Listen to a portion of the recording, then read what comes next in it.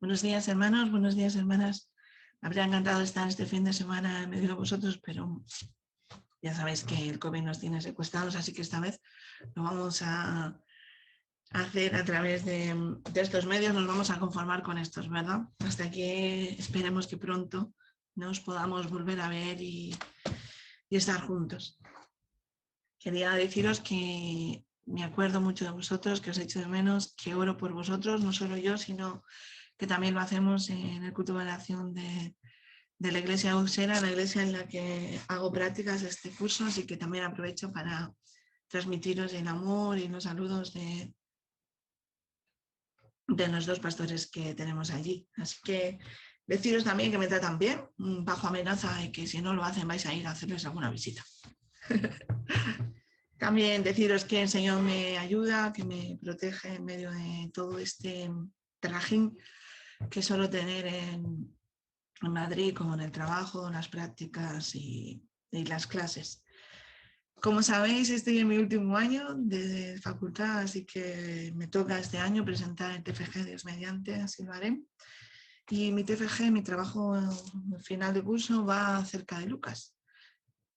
Por eso pongo un pasaje que normalmente se hace en Navidad, pero que me encantaría poder compartirlo con vosotros, porque estando estudiando el Evangelio de Lucas de una manera un poco más profunda, distinta quizás, ¿no? Como diría mi director de TFG, con unas gafas cristológicas, pues me encontré con este capítulo largo de Lucas, donde encontramos diferentes cánticos, diferentes himnos, diferentes profecías también. Y hoy quiero compartir uno de vosotros, que es el cántico que hace la profecía que va a elevar Zacarías, que pues, normalmente la historia lo ha llamado Benedictus, simplemente porque su primera palabra es Benedictus en latín, que es bendito. Yo lo voy a llamar un canto de salvación, porque, como vamos a ver, a través de este canto, Zacarías nos va a hablar de salvación, esa palabra enorme. Así que antes de continuar con esto, bueno, antes de empezar, me vais a permitir que comparta con vosotros la presentación de PowerPoint que tenía preparada para que podamos seguir bien el mensaje de hoy y yo no me pierda y no me vaya el día. Salvación, una palabra enorme, quizás un título enorme también y un poquito probablemente pretencioso. Pero lo que nos gustaría, lo que me encantaría poder transmitir en esta mañana es algo que he podido disfrutar durante estas semanas mientras examinaba, mientras leía y mientras estudiaba el capítulo 1 de Lucas, un capítulo que se suele predicar en alguna parte de ellos en Navidad, pero a mí me gustaría que lo vamos a hacer aquí, porque en este tiempo de Cuaresma, ¿no? Donde dentro de un tiempo vamos a recordar la muerte y la resurrección de Jesús de Nazaret, y quiero recordar los principios de esta gran historia que va a transformar el mundo. Y la gran historia de la salvación empieza en historias particulares, como siempre. Dios siempre hace cosas extraordinarias en medio de nuestra vida para que al final podamos ser de bendición a otros. Así que esta predicación de hoy lo único que nos quiere apuntar es a que las cosas grandes ocurren en medio de nuestra cotidianidad y que la salvación es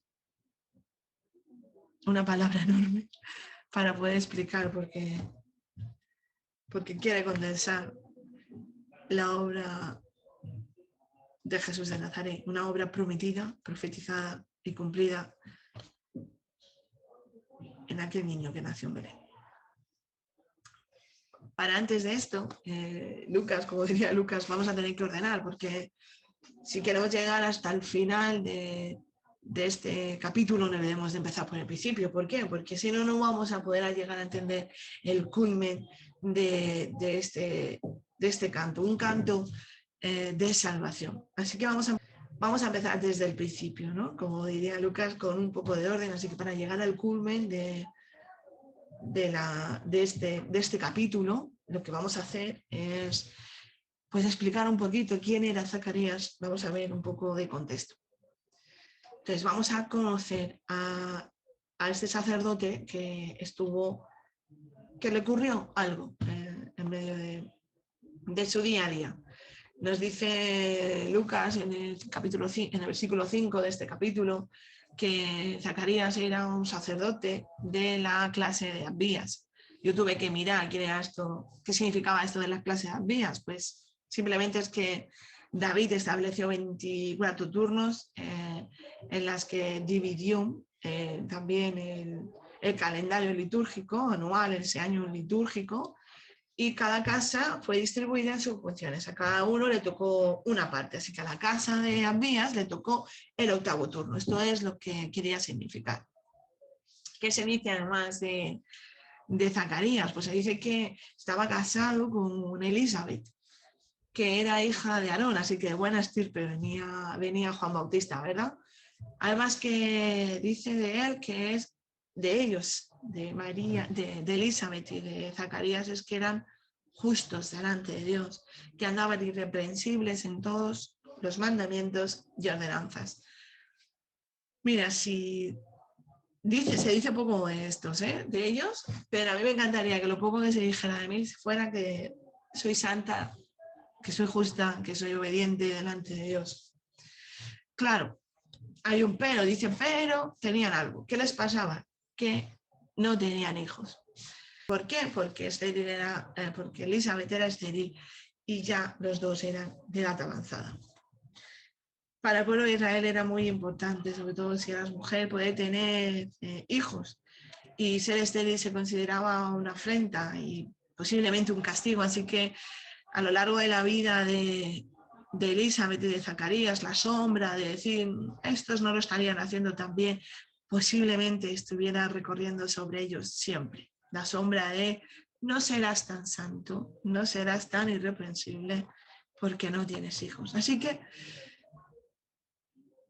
durante mucho tiempo, Elizabeth y Zacarías habrían hecho una oración que será escuchada por el ángel. Así que, pero bueno, no nos vamos a adelantar. La oración sería, danos un hijo. Pero los años pasaron, la juventud se fue y Elizabeth seguía sin quedarse embarazada y aún con todo no se apartaba de los mandamientos de Dios. Me gusta mucho esto porque a veces nuestros deseos no se cumplen y esa amargura, ¿no? Ese deseo no cumplido, ese anhelo no realizado puede hacer que en vez de acercarnos más a Dios nos alejemos y creo que el ejemplo de Elizabeth y de Zacarías, nada más empezar, es decirnos que fueron fieles. Mantente fiel allí donde Dios te ha puesto, en la función que Dios te ha dado para cumplir, como le dio a Zacarías y a Elizabeth, a pesar de que estés estéril, ¿no? De que seamos estériles en cualquiera de las áreas en las que tu deseo no se ha cumplido. Que lo único que se pueda decir de ti y de mí es que hemos sido obedientes delante de la palabra de Dios. Y ahora nos va a pasar algo, ¿no? Va a pasar algo extraordinario en medio de el día a día, de un día corriente en el templo. Zacarías hace lo que tiene que hacer, lo que ha hecho siempre, lo que hace cada mañana, que es ir al templo. Y esta vez es un día especial. ¿Por qué es un día especial? Porque le ha tocado en suerte el poder quemar el incienso en aquel altar. Sabéis que, bueno, si no lo sabéis os lo voy a contar, en el tabernáculo, en el templo, había diferentes zonas en el tabernáculo, ¿no? Y no se podía pasar al lugar santo, al lugar santísimo, sin que antes hubiese sido quemada, ofrecido un sacrificio de incienso, un sacrificio sin sangre, ¿no? Cruento, aquí no era cruento, pero era muy importante. Fijaros que para mí me llamó muchísimo la atención, ahora os explicaré un poco esto, que es de la única cosa que queda del templo. del tabernáculo, ¿no? De todo este sistema simbólico, sacrificial, ¿no? Que apuntaba siempre a Jesús de Nazaret, a ese Cordero de Dios. Lo único que se queda de todo esto, en la segunda venida, en Apocalipsis, es este incienso, que simbolizaba la oración elevada del sacerdocio por el pueblo, la petición de la entrada, de la presencia de Dios en el pueblo para poder, en el templo, para poder llegar al lugar santísimo. Se quemaba una mezcla de inciensos y la nube que aparecía cuando se quemaba recordaba la Shekinah, la nube, la presencia de Dios en medio del desierto. Y curioso, a mí me encanta porque el altar, que era de madera, recubierto de oro, con 4 cuernos, cuernos que simbolizaban salvación, porque tiene que ver con la fuerza y del animal que arrolla y salva, ¿no? Con todo, estaba antes del lugar santísimo. Y una de las lecturas que pude hacer para mi vida es que si yo quiero llegar a la intimidad, a lo más profundo, a lo más santo, ¿no? Al lugar más íntimo con Dios, a ese lugar santísimo, necesito primeramente estar en oración. Qué bueno, sé que estáis con los círculos de oración, sé que cada vez estáis añadiendo gente a esta iniciativa tan estupenda. Os sigo animando a seguir conectándoos, a seguir orando, porque la oración es el anticipo al lugar santísimo, donde la presencia del Señor es manifestada. Así que así pasaba. Así que en medio de todo esto pasa algo. ¿Y qué es lo que ocurre? Que se le aparece un ángel al lado izquierdo, al lado derecho. Eso significa que era buenas noticias. El ángel traía buenas noticias. ¿Y qué buenas noticias traía el ángel? Pues que había escuchado la oración. Dice, tu oración ha sido escuchada. El sacerdote tenía que orar por el pueblo. Y no dice que esta oración que ha sido escuchada, que también lo sería, era la del pueblo, sino fijaos lo que dice a continuación. Tu oración ha sido contestada, ha sido oída. Tu mujer Elizabeth te dará un hijo y lo llamarás por nombre Juan. ¿Durante cuántos años Zacarías habría estado levantando una oración para que se cumpliera el milagro de que fuera padre, ¿no? De que su mujer se quedara embarazada? No sabemos, pero esa oración es oída. No desmayemos a la hora de orar, porque nuestras oraciones son oídas y en su tiempo serán cumplidas. Zacarías, lo que le va a decir, dice, bueno, a ver, espera, tú me dices esto, pero yo cómo voy a saberlo, ¿qué es lo que significa? ¿En qué conoceré esto? ¿Cómo conoceré esto? ¿Qué señal me vas a dar para esto? Y el ángel le dice, pues mira, ¿sabes qué señal va a ser? Como no has creído al mensaje que yo te he dado, pues te vas a quedar mudo. Zacarías, esto es la señal que te voy a mandar para que creas que lo que yo te estoy diciendo es verdad. Así que Zacarías no pudo hablar hasta el día del alumbramiento de Juan. Todo esto ocurre antes de que Zacarías pueda decir su canto, este canto de salvación. Bueno, y por fin llegamos a nuestro texto, ¿no? Zacarías recobra el habla. ¿Y cuándo lo hace? Lo hace cuando tiene que poner el nombre a su hijo, ¿no? Y cuando están allí, Elizabeth dice, vamos a ponerle Juan, pero las personas que están con ella dicen, pero ¿cómo le vas a llamar así si nadie en tu familia se llama así? Vamos a preguntarle al padre, ¿no? A Zacarías. Entonces Zacarías coge una tablilla y escribe el nombre de Juan. Así que todos se asombran. Y en ese momento su boca es abierta, su lengua es soltada y y eleva un canto, el Benedictus. Ese canto de salvación. Este canto lo vamos a dividir en 3 partes y antes de eso lo vamos a leer. Dice el versículo 67, y Zacarías, su padre, lleno del Espíritu Santo profetizó diciendo: bendito el Señor, Dios de Israel, que ha visitado y redimido a su pueblo y nos levantó un poderoso Salvador en la casa de David su siervo, como habló por boca de sus santos profetas, que fueron desde el principio salvación de nuestros enemigos y de la mano de todos los que nos aborrecen, para hacer misericordia con nuestros padres y acordarse de su santo pacto, del juramento que hizo Abraham, nuestro padre, que nos había de conceder que, librados de nuestros enemigos, sin temor le sirviéramos en santidad y en justicia delante de él todos nuestros días.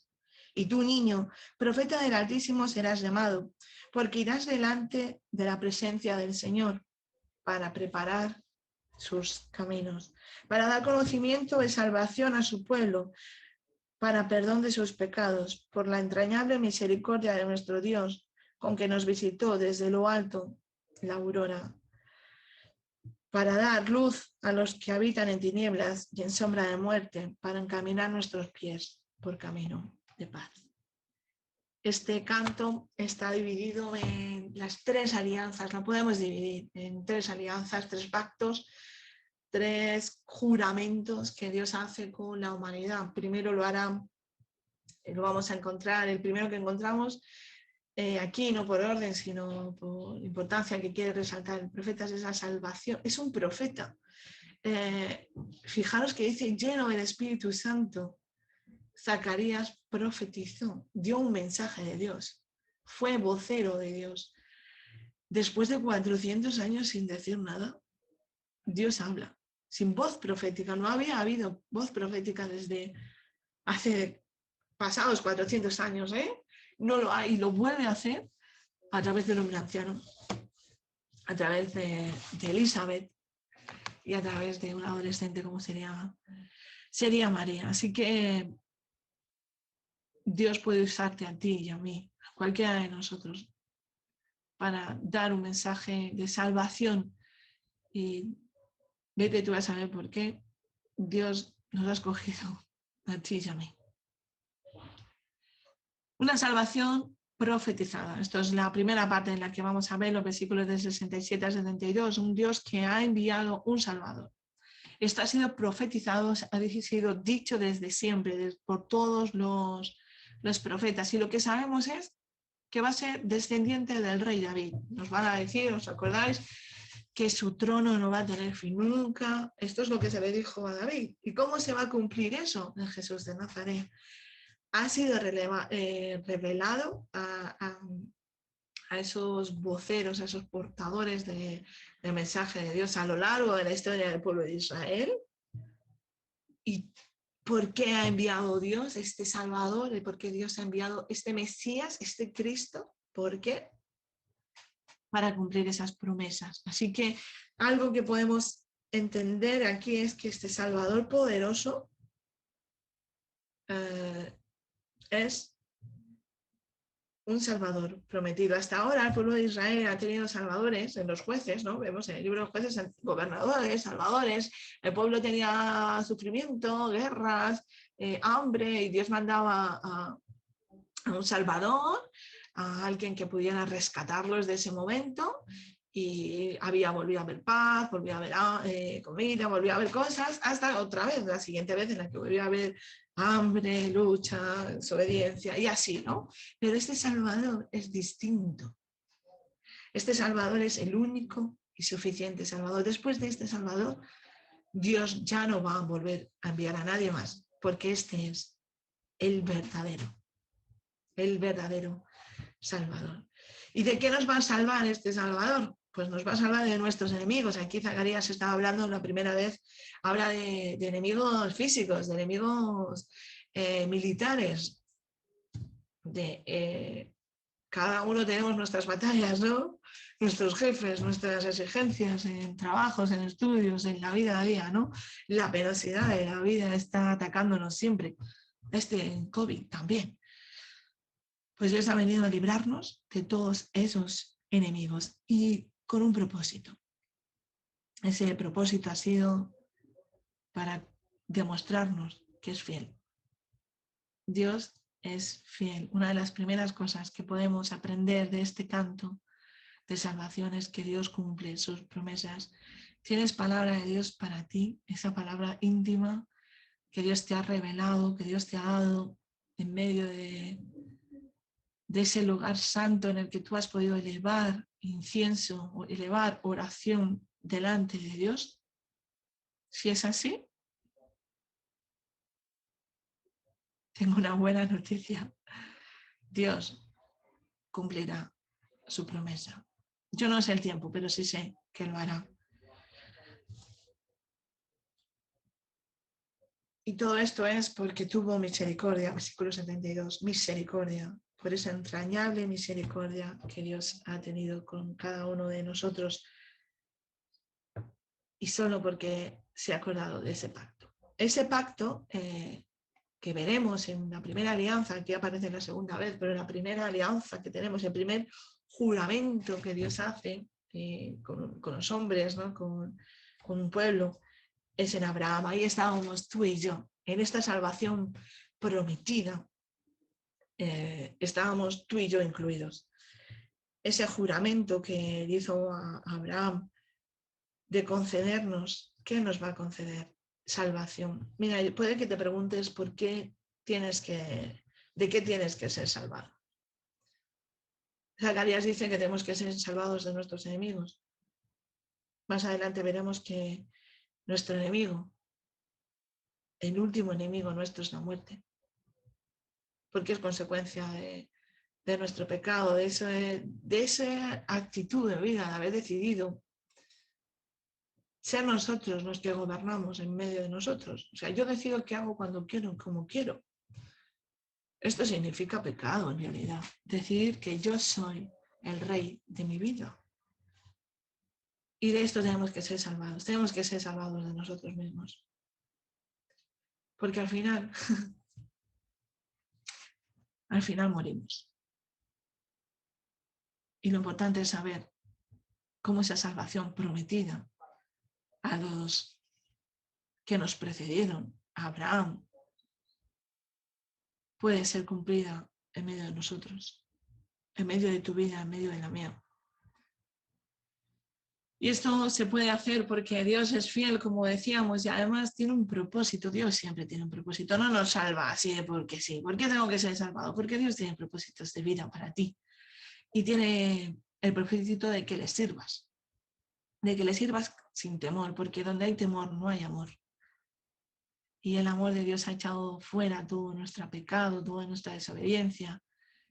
Cuando tú decides que Dios, que Jesús de Nazaret es el que tiene que estar gobernando tu vida, siendo el rey de tu vida, al final le sirves por amor. Y no solo que le sirves por amor, sino que además te apartas, que vives solo para Él. Eso es lo que significa ser santo. La santidad no es otra cosa que vivir para Dios. Tomar decisiones de acuerdo a lo que Dios quiere. Tener una ética cristiana no es más que poner a Dios en el primer lugar. Y esto significa que no trepamos para conseguir puestos, que no mentimos, que ponemos el interés del otro por encima del nuestro, que si se nos pide una cosa, vamos y prestamos dos, que oramos por nuestros enemigos, que ponemos la otra mejilla, que somos pacificadores, que queremos traer bendición a otros. Significa llorar con gozo, significa alabar el nombre de Dios en medio de las dificultades. Y cuando haces todo esto, cuando lo sirves sin temor, cuando vivimos para Él, pues el resultado de esto es practicar justicia, que no es otra cosa que transmitir y llevar en práctica, llevar a la práctica esos valores del reino que hemos decidido tener nosotros con nuestro prójimo. con el oprimido, con la viuda y con el extranjero. Por último, una salvación presente. En Juan se inaugura, con el nacimiento de Juan se va a inaugurar una nueva alianza. Porque Juan va a presentar, es el heraldo, es el mensajero, el que va a prepararle el camino al rey, al verdadero rey, que es Jesús de Nazaret. Entonces, ¿por qué va a preparar el camino? Porque necesitamos que la gente sepa que el rey llega. Esto es lo que cuando la gente en aquel tiempo sabía que iba a llegar un rey, se alegraba mucho, se gozaba mucho, porque eso significaba que iban a preparar camino, por lo tanto, que iban a decentar lo que estaba sucio, que iban a arreglar, que iban a poner carreteras, ¿no? Que iban a hacer buenos caminos, que iba a haber gran gozo y fiesta. Eso es lo que significaba. Esto es lo que tenemos que transmitirle así a la gente que todavía no sabe que el rey ya vino y que quiere seguir viniendo una vez y otra vez a nuestra vida y a la suya, ¿no? Hay que preparar esa llegada y hay que enseñar un mensaje de arrepentimiento. Juan Bautista decía, arrepentidos porque el reino de los cielos ha llegado. Jesús de Nazaret está aquí y tenemos que decidir volver a dar la vuelta, ¿no? Girar y decir, ya no voy por esta dirección, sino que miro, camino mirando mirando a Jesús, porque Él es el verdadero Rey. ¿Quieres tú participar de este reino? ¿Quieres tú participar de esta salvación presente que llegaba en ese momento? Pues solo puede ser posible si aceptamos a Jesús de Nazaret, como les pasó a las personas que estaban en aquella época, ¿no? Solo pudieron disfrutar de esa salvación presente que se hacía realidad en la historia, en el tiempo, ese perdón encarnado, esa misericordia hecha carne histórica, fue real porque creyeron. Y esto es lo único que nos pide a nosotros. Lo único que hizo Zacarías fue orar, persistir y después adorar. La salvación profetizada, prometida, cumplida, puede ser una salvación futura gracias a la obra, a la vida de Jesús de Nazaret. Solo tienes que decir que necesitas esta salvación. A veces no lo sabemos, pero necesitamos ser salvados. Si todavía no lo conoces, no conoces a Jesús de Nazaret, hoy es un buen tiempo. Es una buena oportunidad para conocer a Cristo, para reconocer que tienes enemigos. El mayor de todos es la muerte. Nosotros mismos, el día a día de la vida. Y la buena noticia es que ha venido un Salvador, vino un Salvador, es real un Salvador. Un Salvador que quiere, por pura misericordia, por la entrañable misericordia de Dios, traerte libertad, traerte sanidad, traerte un propósito de vida, una forma distinta de ver las cosas y de actuar.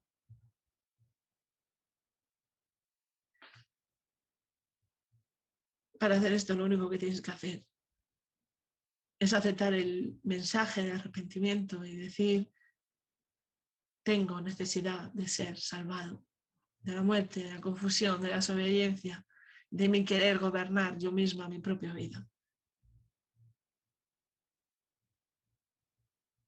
Y como el ángel le dijo a Zacarías, cuando tú haces eso, tu oración es escuchada. Y se producen milagros en medio de tu vida y en medio de la vida de la gente que te rodea. Y si ya lo conoces, si ya tienes el gran privilegio de haber visto cómo en tu vida se ha cumplido esa salvación, pues estamos, ¿no? Estamos de enhorabuena, de gran gozo, porque esa salvación que es presente en nuestro día a día también es futura, porque el Señor Jesús prometió volver. Y es posible porque es un Salvador poderoso que venció a la muerte, resucitó, fue a preparar lugar para ti y para mí. Lo único que tenemos que hacer es estar en nuestra función. Te toca ser el 8º turno de la clase de Abías, hazlo. En medio de tu trabajo, en medio de tu ministerio, en medio de tu día a día. Haz aquello que Dios te ha puesto en la mano. Mantente fiel, ora. Y cuando tu boca se abra, bendice a Dios. Que el Señor nos bendiga.